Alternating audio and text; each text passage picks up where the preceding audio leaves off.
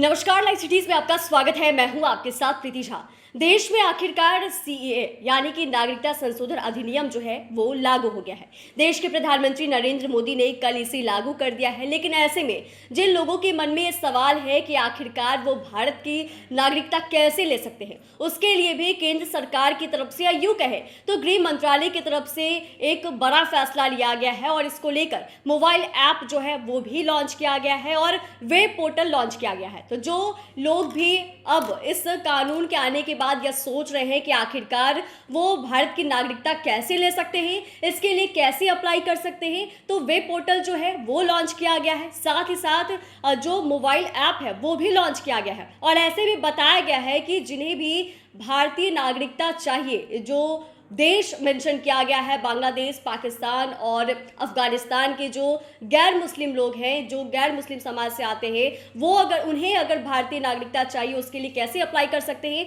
तो उसके लिए गृह मंत्रालय की तरफ से जो बड़ा निर्णय है वो लिया गया है। 12 मार्च यानी कि आज कानून के तहत भारतीय नागरिकता के लिए अप्लाई करने की प्रक्रिया को और भी आसान बनाया गया है। इसके लिए वेब पोर्टल यानी कि इंडियन सिटीजनशिप online.nic.in लॉन्च किया गया है। गृह मंत्रालय मोबाइल फोन के माध्यम से भी इस प्रोसेस को पूरा करने के लिए जल्द ही CAA 2019 नाम से एक मोबाइल एप्लीकेशन भी लॉन्च करेगा।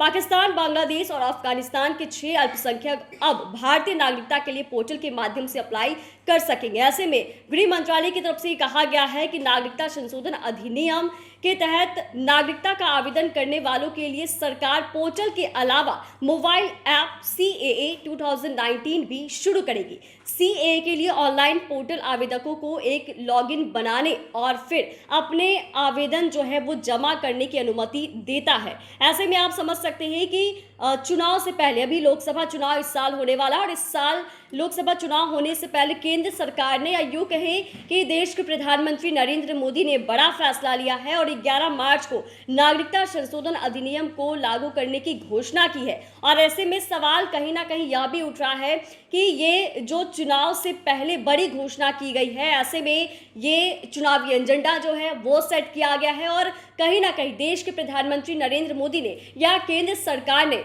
ये इसलिए भी निर्णय लिया है कि इसी साल लोकसभा चुनाव होने वाला है और कहीं ना कहीं इसको एक राजनीतिक मोड़ जो है वो दिया जा सके, इसी के लिए ये हथकंडा जो है वो अपनाया गया है। लेकिन जब केंद्र सरकार ने इस कानून को लागू किया, या यूं कहे कि अधिनियम पारित हुआ और अब कल से ही ये अधिनियम जो है वो आ गया है और इस पे कई बार विपक्ष जो है सवाल भी उठा रहे थे, कहीं ना कहीं यह भी कह रहे थे कि कहीं ना कहीं ये चुनावी एजेंडा जो है वो सेट किया गया। लेकिन एक तरफ जिन्हें भारतीय नागरिकता चाहिए वो भी अब इस सवाल के घेरे में थे कि आखिरकार वो इसके लिए कैसे आवेदन कर सकते हैं, किस तरीके से भारतीय नागरिकता जो है वो पा सकते हैं। तो अब गृह मंत्रालय की तरफ से, केंद्र सरकार की तरफ से बड़ा फैसला लिया गया है कि मोबाइल ऐप जो है वो भी जारी किया गया है और वही पोर्टल जो है, वेब पोर्टल, उसको भी लॉन्च किया गया है। तो ऐसे में जिन्हें भी भारतीय नागरिकता चाहिए उसके लिए कैसे अप्लाई कर सकते हैं, इसके बारे में भी तमाम जानकारियां जो है वो पोर्टल पे दी गई है। चैनल को सब्सक्राइब करें, फेसबुक पेज को लाइक करें। धन्यवाद।